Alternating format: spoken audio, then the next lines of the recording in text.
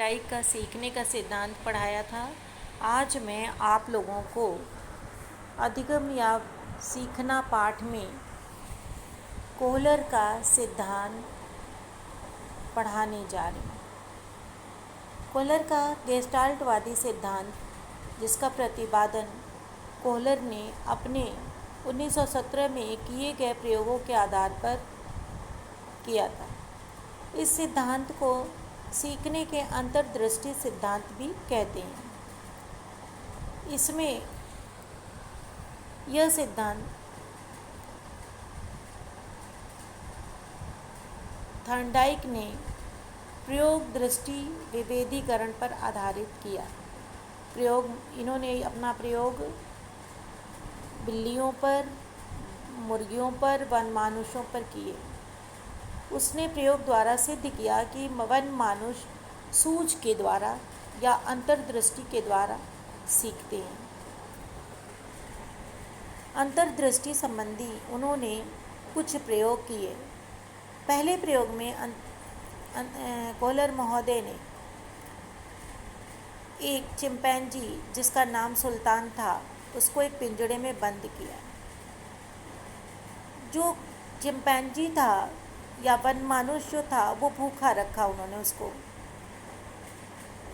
वो ऐसा पिंजड़ा था जिसमें वो वन मानुष सुल्तान घूम फिर सकता था। और पिंजड़े के बाहर कोहलर महोदय ने खाने के लिए केला रख दिया। चूँकि सुल्तान भूखा था और केला देखते ही उसको उसकी भूख के लिए उद्दीपक दिख गया। उसने देखा कि बाहर केला रखा है और उसे भूख लगी है। वो उस केले को प्राप्त करने का प्रयास करने लगा।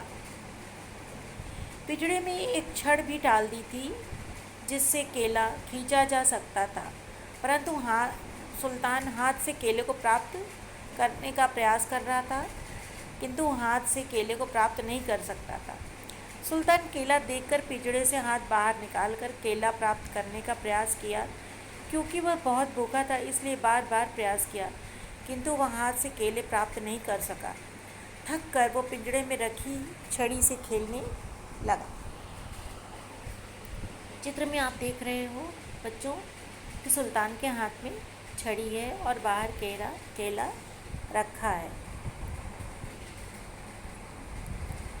छड़ी से खेलते खेलते उसका केले पर ध्यान गया। उसके दिमाग में अचानक विचार आया, सूझ उत्पन्न हुआ। उसने केले को छड़ी की सहायता से प्राप्त करना चाहा और उसका यह आइडिया या सूझ काम किया। वह छड़ी की सहायता से केले प्राप्त कर लिया और अपने भूख को मिटा लिया। दूसरे प्रयोग में केले को पिंजड़े से इतना दूर रखा गया कि उसे एक छड़ी से नहीं खींच सकता था। पिंजड़े में 2 छड़ियाँ रख दी गई थी जो एक दूसरे में फिट होकर के एक लंबी छड़ी बन सकती थी। शेष परिस्थितियाँ पहले जैसी ही प्रयोग की भांति थी। सुल्तान ने दोनों छड़ियों से जब केला बाहर देखा तो दोनों छड़ियों से पहले प्रयोग की भांति वो केला प्राप्त करने का प्रयास करने लगा। फिर वो असफल होकर दोनों छड़ियों के साथ खेलने लगा। केला खींचने का प्रयास छोड़ दिया और दोनों छड़ियों से खेलने लगा। खेल खेल में दोनों छड़ियाँ एक दूसरे से जुड़ गईं। सुल्तान ने इस जुड़ी हुई लंबी छड़ी की सहायता से केला प्राप्त कर खा लिया। अब तीसरी प्रयोग था जिसमें कोहलर महोदय ने छड़ियों का इस्तेमाल नहीं किया, बल्कि छड़ियों के स्थान पर उन्होंने हल्के बक्सों का प्रयोग किया।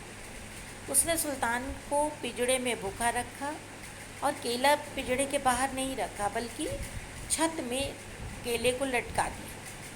केलों को सुल्तान उछल कूद कर प्राप्त नहीं कर सका और न कर सकता था। उस पिंजड़े में 3 लकड़ी के बॉक्स रखे थे।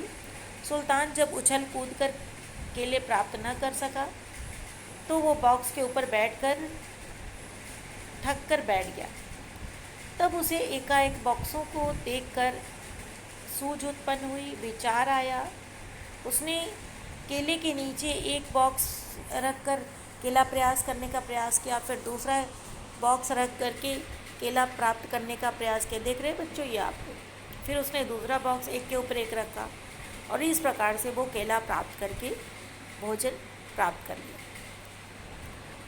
तो यहाँ पर आपको दिखाया था मैंने, ये बच्चों मैंने अपने से ही बनाया था। इसको आप देख रहे हैं कि पिंजड़े के अंदर पहले एक छड़ी से उसने प्राप्त किया, फिर दोनों छड़ियों को जोड़ करके उसने केला प्राप्त किया और फिर इसके बाद बॉक्स की सहायता से उसने केले प्राप्त करके जो है भोजन कर लिया। यहाँ पर हमको ये बताना है कि जो बालक या व्यक्ति है वो सूझ के द्वारा सीखता है।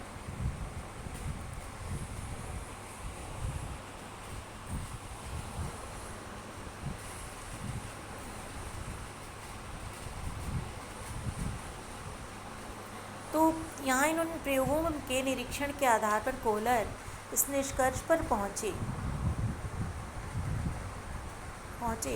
कि समस्याओं का एकाएक समाधान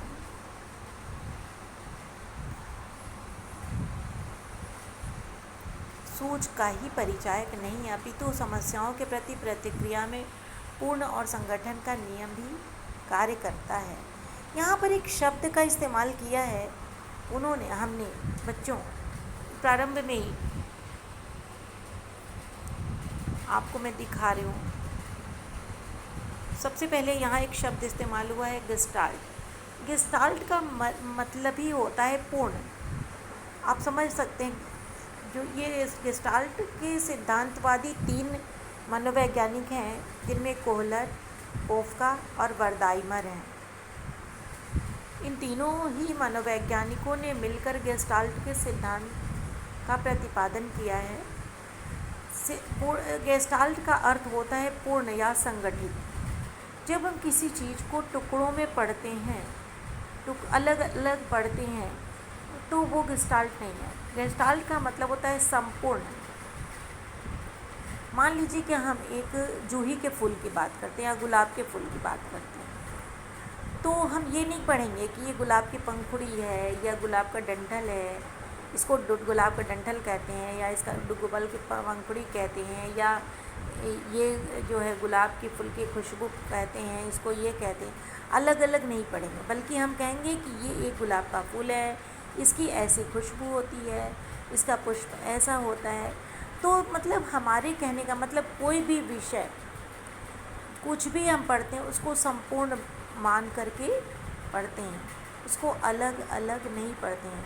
तो इसीलिए इस सिद्धांत में संगठन की बात भी की गई है। आप ध्यान से देखिए, यहाँ पर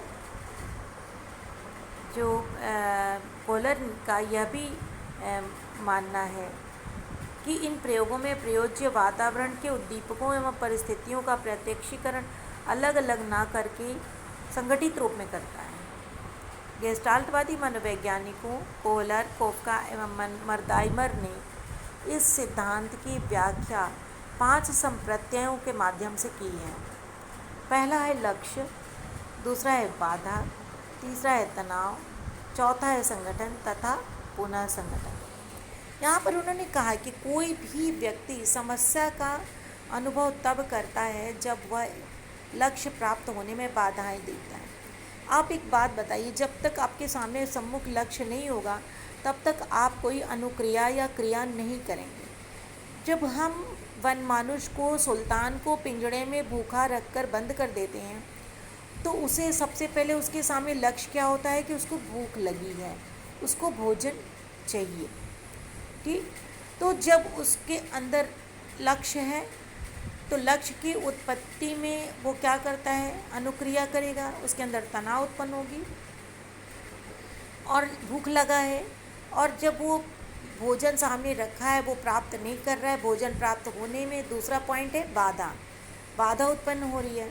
जब बाधा की उपस्थिति में उसके अंदर तनाव उत्पन्न होगा, तनाव के कारण ही व्यक्ति बाधा को दूर करके लक्ष्य तक पहुंचने का प्रयास करता है।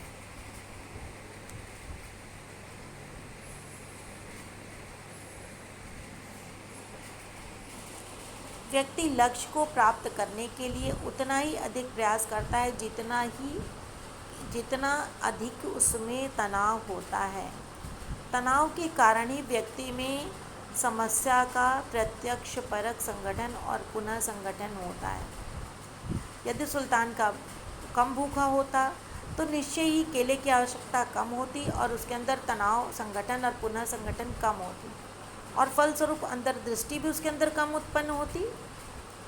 किंतु जितना ही ज़्यादा उसकी आवश्यकता होगी लक्ष्य प्राप्ति में, जितना लक्ष्य प्राप्ति की आवश्यकता होगी उतना ही अधिक उसके अंदर तनाव होगा और उस बाधा को पार करने के लिए उतना ही अधिक उसके अंदर अंतर्दृष्टि उत्पन्न होगी। अंतर्दृष्टि उत्पन्न करने का मतलब प्रयास उतना ही अधिक करेगा। तो यहाँ पर अंतर्दृष्टि की विशेषताएं अगर हम देखते हैं तो सीखने की प्रकृति कैसी होती है। यहाँ पर व्यक्ति अंतर्दृष्टि के द्वारा सीखता है। सुल्तान ने अपने तीनों ही बार प्रयोग में अंतर्दृष्टि के साथ ही भोजन प्राप्त करने में सफल होता है और वो सीख लेता है कि हमें भोजन कैसे प्राप्त करना है।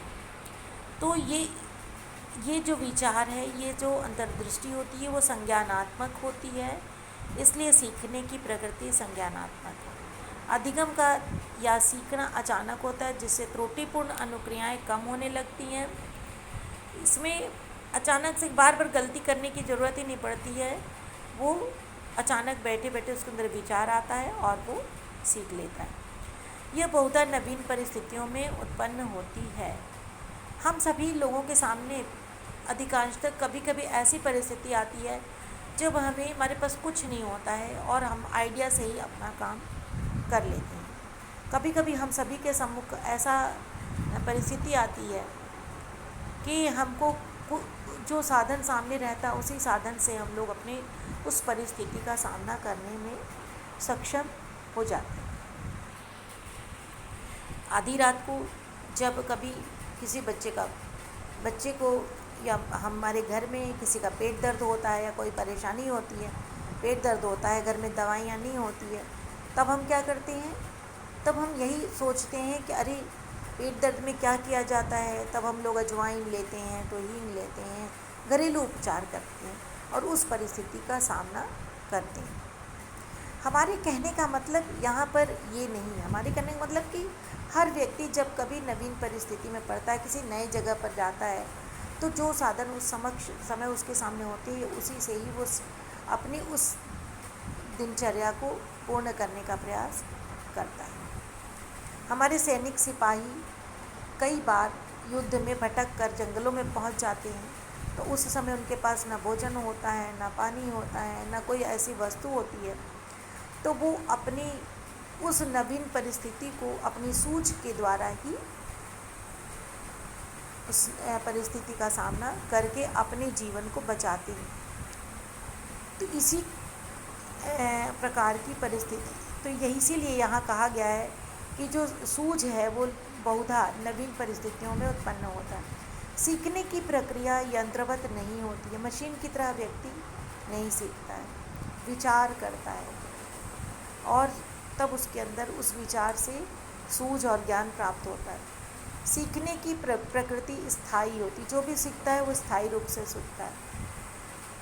सूझ के कारण समस्याओं का एक प्रतिमान या मॉडल एवं संगठन दिखाई देने लगता है। इसी कारण समस्या का समाधान बहुत आसान हो जाता है। सूझ के कारण समस्या समाधान संबंधी प्रत्यक्षीकरण में परिवर्तन आता है। आयु और अनुभवों के बढ़ने के साथ साथ सूझ भी बढ़ जाता है। हम सभी कम उम्र के जैसे जैसे व्यक्ति में परिपक्वता आती है, उम्र बढ़ती है, मानसिक रूप से परिपक्वता होती है, वैसे वैसे व्यक्ति के अंदर सूझ उत्पन्न होना स्वाभाविक है। अब है इस सिद्धांत का मूल्यांकन। मनुष्य अधिकांश कार्य और व्यवहार अंतर्दृष्टि की सहायता से करता है। जटिल परिस्थितियों में समस्या का समाधान तो पूर्णतः अंतर्दृष्टि पर ही निर्भर करता है। निम्न मानसिक स्तर वाले पशुओं पर जो प्रयोग हुए हैं उसमें अंतर्दृष्टि का समस्या का समाधान में महत्व स्पष्ट नहीं होता। यानी कि ज़्यादातर जो जीव मानसिक रूप से उत्तम होते हैं, जिनमें मानसिक स्तर अधिक होता है। वही उन्हीं पशुओं में स्पेशली वनमानुष जो हैं वो बुद्धि का प्रयोग करते हैं, तो उन्होंने अपनी समस्या को अंतर्दृष्टि के द्वारा समाधान कर लिया। कुछ मनोवैज्ञानिकों का यह विचार है कि समस्या समाधान संयोग के आधार पर होता है, न कि सूझ के आधार पर। तो ये था मूल्यांकन। इस सूझ का शिक्षा में भी महत्व है बच्चों। जब पाठ्यक्रम का निर्माण करने में सहायक होता है यह सूझ। दूसरा है पूर्ण से अंश की ओर शिक्षण सूत्र इस सिद्धांत की देन है। यह सिद्धांत बालक के रटने की प्रस्तुति को का विरोध करता है। समस्या का पूर्ण रूप से प्रस्तुतिकरण, विषय वस्तु का उत्तम संगठन व क्षमता के अनुसार उसका प्रयोग कठिन विषय के लिए उपयोगी सूझ होता है। अब इस पर आधारित जो प्रश्न है वो यही आता है सिद्धांत के बारे में कि गेस्टाल्ट के सिद्धांत की विस्तृत विवेचना कीजिए। यानी कि सूझ के सिद्धांत की गेस्टाल्ट के सिद्धांत सूझ के सिद्धांत की विस्तृत विवेचना कीजिए। या सूझ द्वारा किस प्रकार से सीखना बालक के लिए उपयोगी है। किसी भी तरह से इस सूझ शब्द को इस्तेमाल करके, अंतर्दृष्टि शब्द को इस्तेमाल करके आपसे प्रश्न किया जा सकता है। कोई ज़रूरी नहीं कि सूझ का ही सिद्धांत कहा जाए, अंतर्दृष्टि का सिद्धांत भी कहा जा सकता है। कभी कभी कोहलर का नाम लेकर पूछा जाता है, कोहलर ने सीखने का कौन सा सिद्धांत प्रतिपादित किया। कोहलर ने अपने प्रयोग द्वारा सीखने के किस सिद्धांत को के बारे में बताया है, उसकी व्याख्या कीजिए। या कभी कभी इस तरह से है कि अंतर्दृष्टि का सिद्धांत की व्याख्या कीजिए या सूझ के सिद्धांत की व्याख्या कीजिए। इस प्रकार से आपसे प्रश्न पूछा जा सकता है। थैंक यू बच्चों। इसको आप लोग पढ़ लीजिए और अपनी कॉपी में भी इसको कर लीजिएगा। और अगर कोई भी परेशानी होगी तो आप लोग मुझसे अवश्य पूछिए। Thank you.